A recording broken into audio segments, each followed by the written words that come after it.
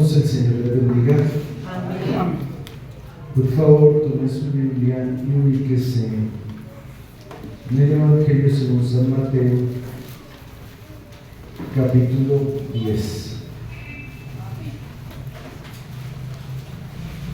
Evangelio según San Mateo, capítulo 10, verso 34.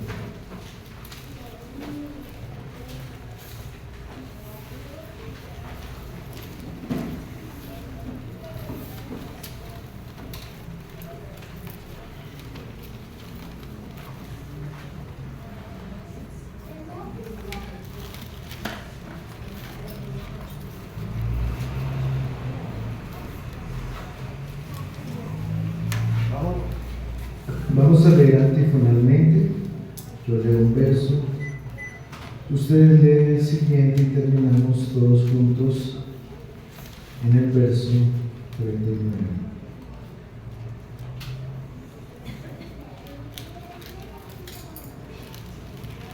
Dice la palabra del Señor: no penséis que he venido para traer paz a la tierra. No he venido para traer paz, sino espada.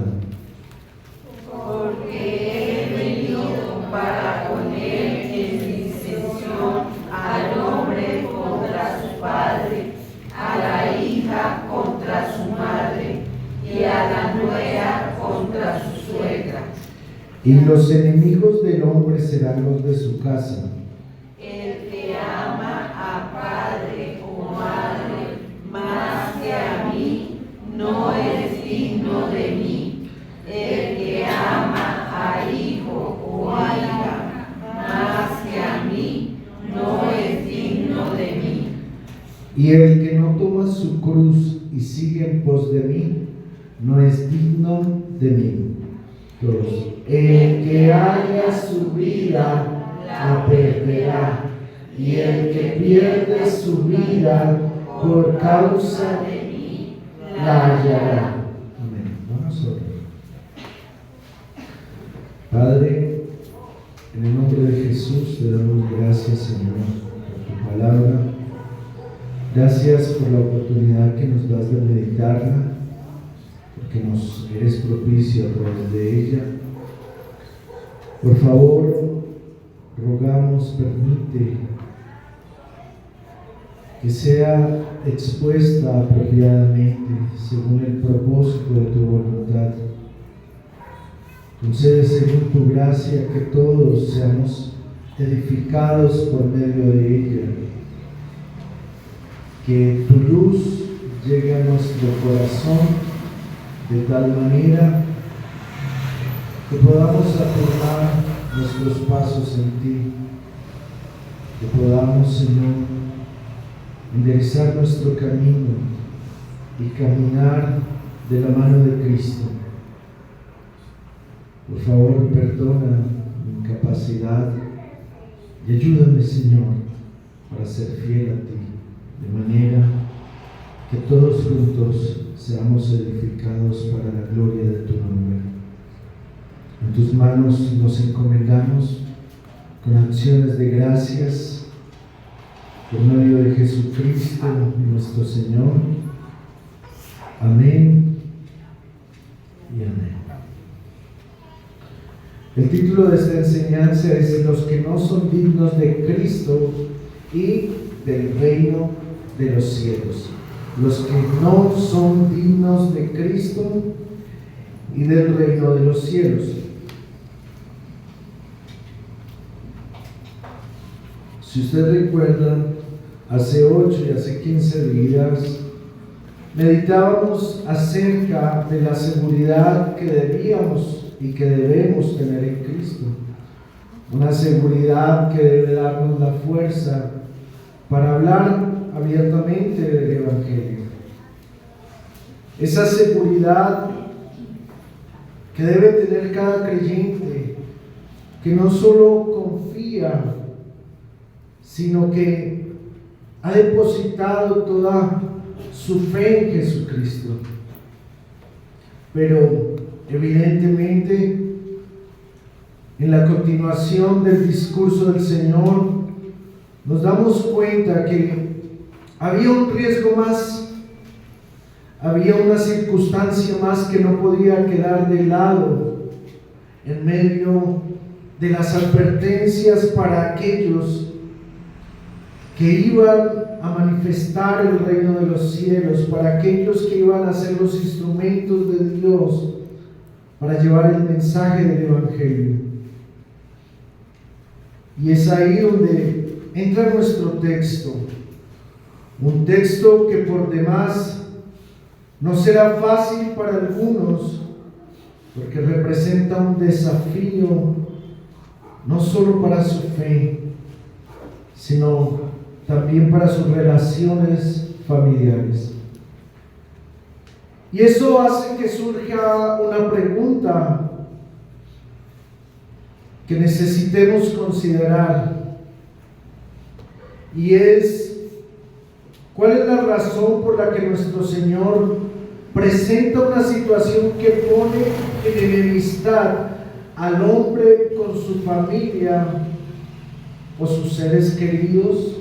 ¿Cuál es la razón por la que nuestro Señor presenta una situación que pone en enemistad al hombre con su familia o sus seres queridos? De ello surge otra. Este es el único caso en la Biblia donde Dios pone al hombre a escoger entre él y su familia.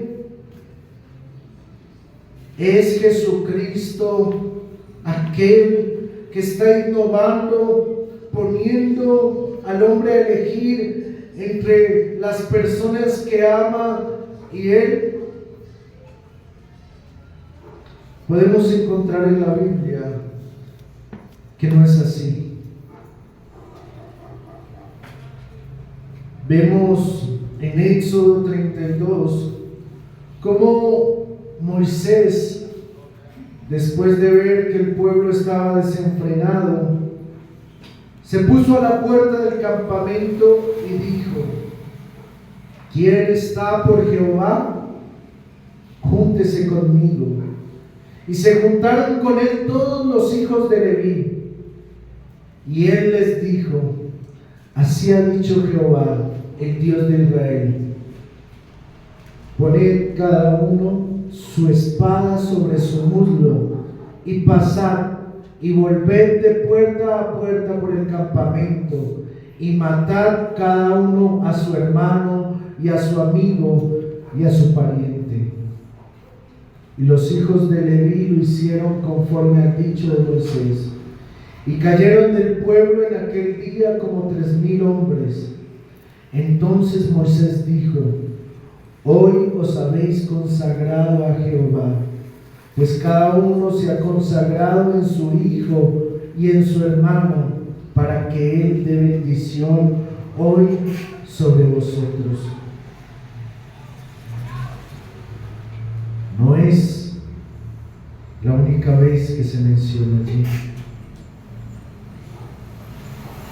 En Deuteronomio, amonestando al pueblo, dice la palabra de Dios: si te incitare tu hermano, hijo de tu madre, o tu hijo, tu hija, tu mujer, o tu amigo íntimo, diciendo en secreto: vamos y sirvamos a dioses ajenos que ni tú ni tus padres conocisteis, de los dioses de los pueblos que están en vuestros alrededores, cerca de ti o lejos de ti, desde un extremo de la tierra hasta el otro extremo de ella, no consentirás con él, ni le prestarás oído, ni tu ojo le compadecerá, ni le tendrás misericordia, ni lo encubrirás, sino que lo matarás.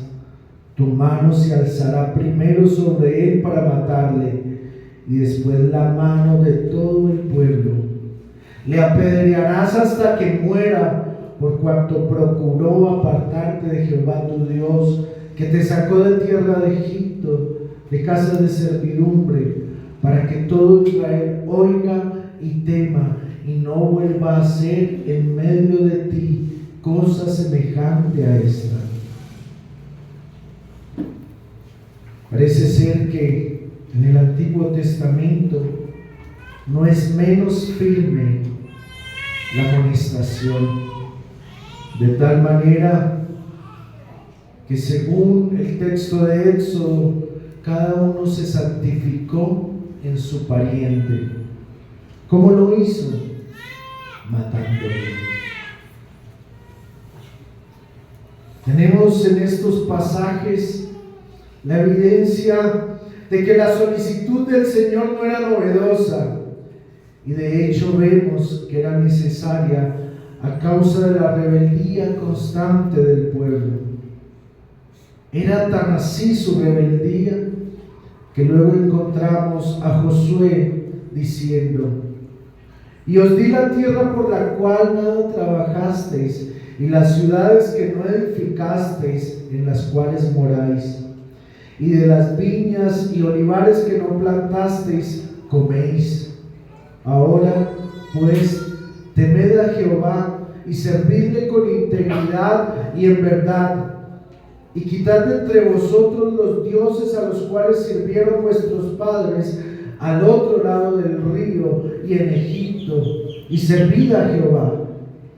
Y si mal os parece servir a Jehová, escogeos hoy a quien sirváis. Si a los dioses a quienes sirvieron vuestros padres cuando estuvieron al otro lado del río, o a los dioses de los amorreos en cuya tierra habitáis, pero yo y mi casa serviremos a Jehová. Esa condición del pueblo que Josué conocía, parece ser que no es una condición que sea muy lejana a nosotros, y parece ser que menos se aleje de aquellos que en algún momento iban a profesar su fe en Cristo.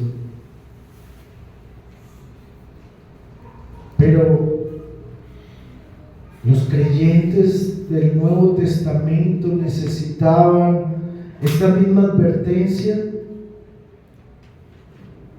Aunque en el libro de los Hechos de los Apóstoles no es posible ver que alguien niegue la fe por causa de su familia, sabemos que la historia subsiguiente a la iglesia primitiva, posterior al relato bíblico, encontramos que varias personas negaron la fe para salvar su vida.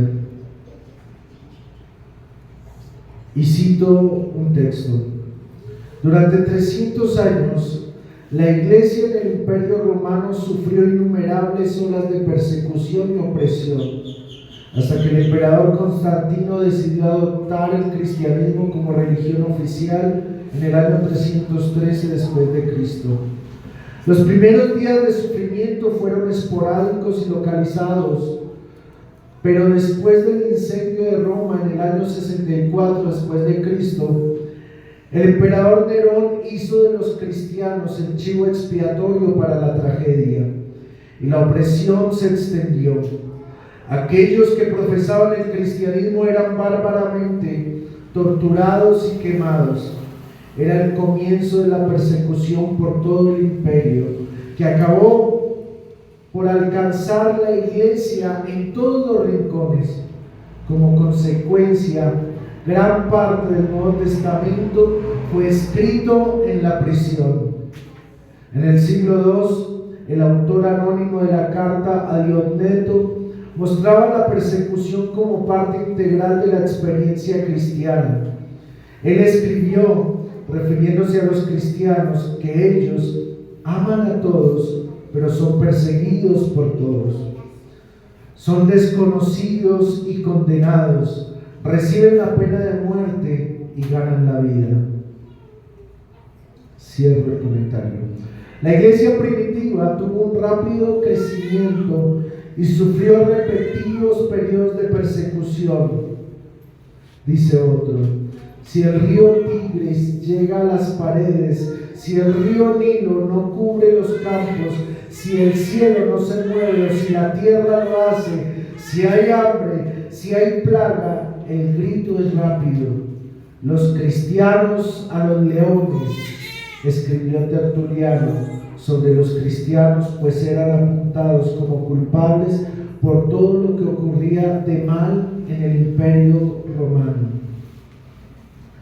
En 250 después de Cristo, durante la más violenta persecución que la Iglesia ya enfrentó, el emperador determinó que todos los ciudadanos hicieran sacrificios a los dioses romanos. Se entregaron certificados a los que obedecían. Los que no lo hacían eran presos o ejecutados. En el 303 después de Cristo, el emperador romano Diocleciano ordenó la destrucción de todas las iglesias, la confiscación de los libros cristianos, la dimisión de todos los cristianos del ejército y del gobierno y la prisión del clero. Durante ese mismo periodo, Eusebio relató casos de muchas ciudades cristianas que fueron arrasadas en Asia Menor. Esta es considerada la última y gran persecución, tal vez la más sangrienta a los cristianos en el imperio romano. Durante estas épocas, debe saber usted que la iglesia enfrentó un desafío. El desafío fue qué hacer con los que negaron su fe. Porque muchos morían porque no adoraron a los ídolos, pero otros se salvaron negando la fe. Era así que las palabras de nuestro Señor Jesucristo eran vigentes inmediatamente después de su partida. Pero surge la pregunta: ¿estamos nosotros lejos de ello en este tiempo? Cito: la investigación para la lista mundial de la persecución en 2021 de Puertas Abiertas muestra que hoy en día más de 340 millones de personas en todo el mundo se enfrentan a la persecución y la discriminación por su fe. 1 de cada 8 cristianos es objeto de persecución, siendo discriminado y atacado por seguir a Jesús. En muchos países la persecución es una realidad y es muy difícil vivir como cristiano. En muchos lugares, tomar la decisión de seguir a Jesús es una elección que pone en peligro la vida. Además, en 2020, la pandemia de COVID-19 reveló el horror de la persecución de nuevas maneras, ya que a las familias cristianas se les negó la ayuda gubernamental que necesitaban para sobrevivir. A continuación, los 10 lugares más peligrosos para los cristianos: Corea del Norte, Afganistán, Somalia, Libia, Pakistán, Eritrea, Yemen, Irán, Nigeria, India. Tomamos el caso de Afganistán, donde el cristianismo es una sentencia de muerte. Todos los cristianos de Afganistán se enfrentan a la amenaza de ser asesinados, torturados, encarcelados y aislados a causa de su fe. Una vez más, Afganistán casi ocupó el puesto número 1 en el ranking de persecución a los cristianos. Un Estado islámico por constitución que no permite que exista otra fe que no sea el Islam. Es imposible vivir abiertamente como cristiano en Afganistán. Los cristianos convertidos enfrentan graves consecuencias si su nueva fe es descubierta. Deben huir del país o serán asesinados, a menudo por su familia. Todo se reduce al honor. Si la familia de un cristiano descubre que un miembro de la familia se ha convertido, su familia, clan o tribu debe salvar su honor, repudiando al creyente o incluso matándolo. Debido a que dejar el Islam se considera un signo de locura, los cristianos de origen musulmán pueden ser enviados a un hospital psiquiátrico de por vida. Cierro la cita. Este escrito pertenece a un portal de una organización cristiana llamada Puertas Abiertas, que actúa en más de 60 países donde existe algún tipo de amenaza a la vida de los cristianos o a su libertad de creer y rendir culto a Jesucristo. En el relato del portal podemos ver el profundo riesgo que tiene un cristiano en una familia islámica de Afganistán. Es aquí donde este texto tiene todo el sentido y la necesidad de ser considerado. Quizá el impacto de estas declaraciones no sea significativo para nosotros. Sin embargo, eso no significa que no nos veamos acosados en algún momento por causa de nuestra fe.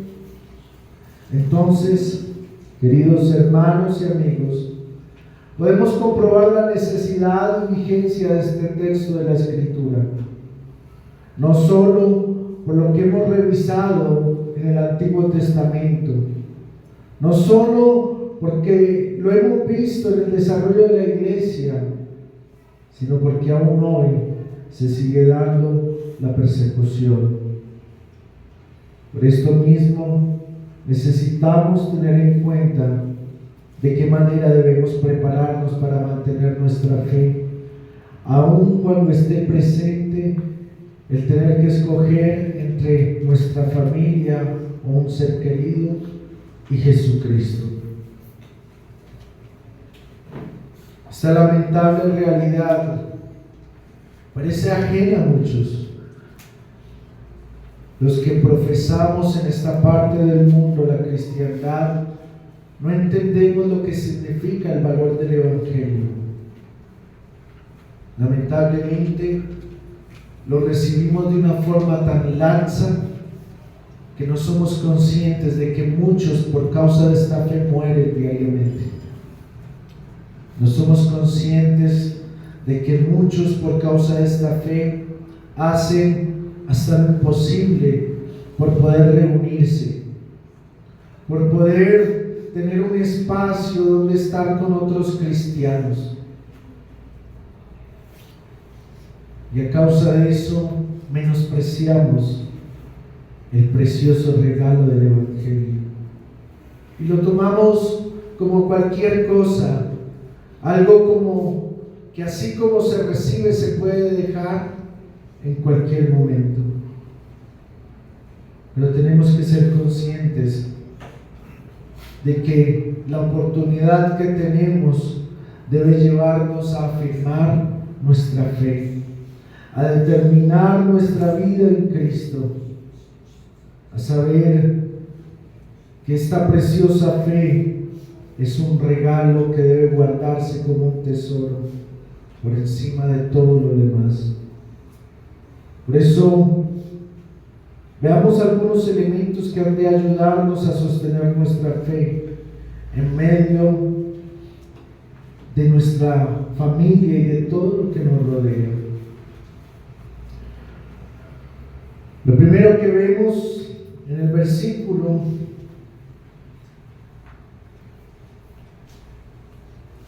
37 dice: el que ama más a su padre o madre, y continúa, dice, no es digno. Nuestro amor por Cristo debe ser superior al amor que tenemos por cualquier otra persona que nos rodee. Nuestro amor por Cristo debe ser superior al amor que tenemos por cualquier otra persona que nos rodee, sea el padre, la madre, la esposa, los hijos. De ello debemos preguntarnos: ¿cómo puede ser más grande ese amor por Cristo? Porque vemos como muchas personas se alejan del Evangelio para no tener conflictos en su hogar. Vemos como muchas personas, sin tener amenaza de muerte, se alejan del Evangelio porque no quieren hacer sentir mal a nadie, no quieren incomodar. Entonces, la pregunta es, ¿cómo podemos hacer crecer nuestro amor por Cristo? Y la única forma que considero posible es entendiendo todo su sacrificio.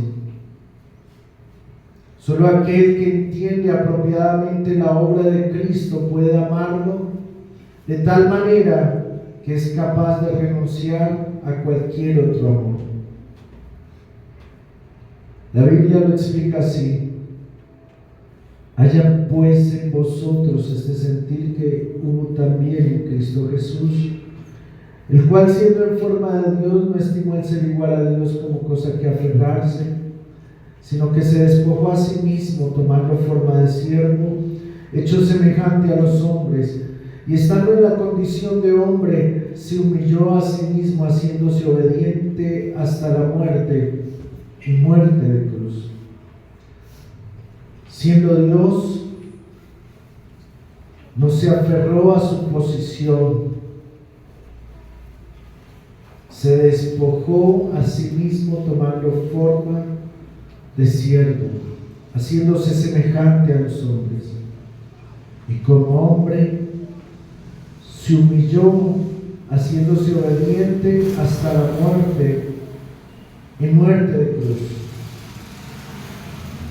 Podemos decir del Señor Jesucristo que por el amor con que nos amó, se despojó de todo para poder rescatarnos de nuestra maldad y del castigo que por esta merecíamos. ¿Será ese amor suficiente para que nosotros podamos amarle más que a cualquier otra persona?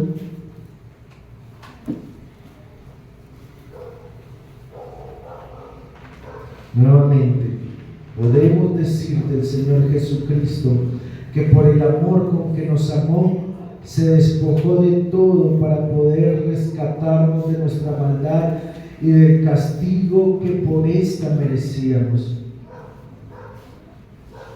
¿Es ese amor suficiente para que nosotros podamos amarle más que a cualquier otra persona? ¿Podría otro amor ser semejante o compararse al amor del Señor? Tendríamos que decir, en ninguna manera. ¿Por qué? Dice la Escritura, nosotros le amamos a Él porque Él nos amó primero. Y esa afirmación es preciosa porque Él nos amó siendo pecadores y enemigos suyos. No nos amó porque fuéramos buenos, no nos amó porque fuéramos obedientes, no nos amó porque hubiera algo en nosotros digno de su amor, no.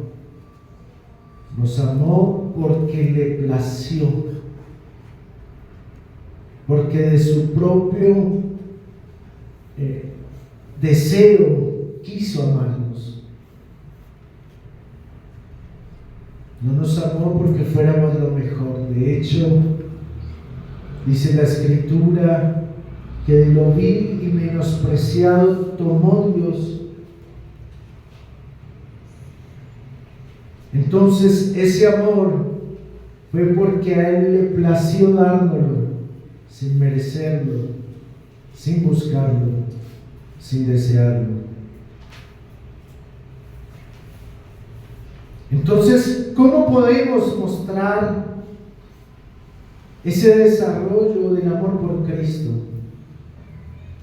El apóstol Pablo dice lo siguiente: por esta causa doblo mis rodillas ante el Padre de nuestro Señor Jesucristo, de quien toma nombre toda familia en los cielos y en la tierra, para que os dé, conforme a las riquezas de su gloria, el ser fortalecidos con poder en el hombre interior por su Espíritu, para que habite Cristo por la fe en vuestros corazones, a fin de que, arraigados y cimentados en amor, seáis plenamente capaces de comprender con todos los santos cuál sea la anchura, la longitud, la profundidad y la altura, y de conocer el amor de Cristo, que excede a todo conocimiento, para que seáis llenos de toda la plenitud de Dios. ¿Cómo podemos tener ese amor por Cristo? Afirmando por medio del poder de Dios la fe en Cristo en nuestros corazones. ¿Cómo? Siendo arraigados y cimentados en su amor, para así poder comprender todas las dimensiones del amor de Dios y ser llenos de su plenitud en Cristo Jesús. ¿Qué quiere decir esto? Que se necesita que conozcamos a Cristo. No podemos amar a quien no conocemos y de quien no sabemos. Pero, ¿cuánto invierte usted en conocer a Cristo? Tanto como invierte, así le ama. Si usted no invierte mucho, créame, le será muy difícil amarlo, porque no se puede amar a quien no se conoce. No es el propósito de esta enseñanza aborrecer a la familia. Es el propósito amar más a Cristo. Y si por ello tenemos que escoger, Cristo ha de ser nuestra elección. No porque no amemos a nuestra familia, al contrario, porque la amamos tanto que no podemos dejar que se olviden ni se engañen, dudando de que Cristo es el mejor amor para el hombre. La mejor forma de mostrarle a nuestra familia que el mejor amor es el de Cristo es manteniéndonos en Él. Pero ¿puede usted creer en el amor de alguien a quien no conoce? ¿Puede usted creer en el amor de alguien a quien no sirve? ¿Puede usted creer en el amor de alguien a quien no busca? Si usted cree eso, no solo le digo que está engañado, sino le digo, entonces, ¿qué sabe usted del amor? Perdón, usted no sabe nada. El Salvador se entregó en una cruz por amor. ¿Y usted cree que sin conocerlo, sin servirle, sin buscarle, lo ama? Perdóneme, no se engañe, por favor. Reaccione. ¿Usted podría considerar que alguien le ama en esas condiciones, sin que le conozca, sin que le sirva, sin que le busque, sin que vele por usted? No se engañe, por favor. Ahí no hay amor. Ahí hay un engaño del corazón. ¿Qué tanto conocemos y amamos a Cristo? Nuestro amor por Cristo siempre va a estar ligado al conocimiento que tenemos de Él. Lo segundo que vemos en el texto es que el que no toma su cruz y sigue en pos de Jesús tampoco es digno. Verso 38. El que no toma su cruz y sigue en pos de Jesús no es digno de Cristo ni del reino de los cielos. Consecuencia de ese amor por Cristo, se nos hace necesario entender que como nuestro Señor somos llamados a llevar nuestra cruz. Esto significa que la muerte lenta de cada uno de los que creen en Cristo es necesaria para que puedan manifestar su fe, poniendo la mirada en lo porvenir, como lo enseña la Escritura en Hebreos. Conforme a la fe, murieron todos estos sin haber recibido lo prometido, sino mirándolo de lejos y creyéndolo y saludándolo y confesando que eran extranjeros y peregrinos sobre la tierra. Porque los que esto dicen claramente dan a entender que buscan una patria, pues si hubiesen estado pensando en aquella de donde salieron, ciertamente tenían tiempo de volver, pero anhelaban una mejor, esto es, celestial, por lo cual Dios no se avergüenza de llamarse Dios de ellos, porque les ha preparado una ciudad. ¿Y qué más digo? Porque el tiempo me faltaría contando de Gedeón, de Barak, de Sansón, de Jefte, de David, así como de Samuel y de los profetas, que por fe conquistaron reinos, hicieron justicia, alcanzaron promesas, taparon bocas de leones, apagaron fuegos impetuosos, evitaron filo de espada, sacaron fuerzas de debilidad, se hicieron fuertes en batallas, pusieron en fuga ejércitos extranjeros. Las mujeres recibieron sus muertos mediante resurrección, mas otros fueron atormentados, no aceptando el rescate a fin de obtener mejor resurrección. Otros experimentaron vituperios y azotes, y además de esto prisiones y cárceles. Fueron apedreados, aserrados, puestos a prueba, muertos a filo de espada, anduvieron de acá para allá cubiertos de pieles de ovejas y de cabras, pobres, angustiados, maltratados, de los cuales el mundo no era digno, errando por los desiertos, por los montes, por las cuevas y por las cavernas de la tierra. Y todos estos, aunque alcanzaron buen testimonio mediante la fe, no recibieron lo prometido, proveyendo Dios alguna cosa mejor para nosotros, para que no fuesen ellos perfeccionados aparte de nosotros. Toda esta experiencia nos habla de que los siervos de Dios han llevado su